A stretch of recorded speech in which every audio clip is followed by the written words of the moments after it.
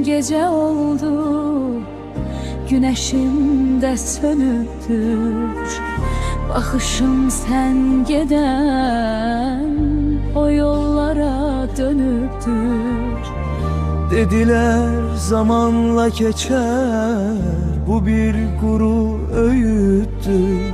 Ben sensiz geçen hiçbir zamanı sevmedim. Sensiz bu dünyada yaşamağı sevmedim.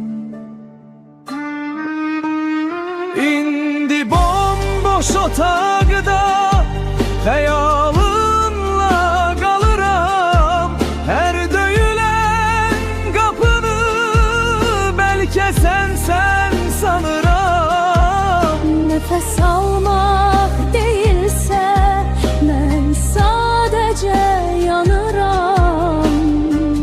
Sensiz alınan o tek nefesi sevmedim. Sensiz bu dünyadan yaşamağı sevmedim.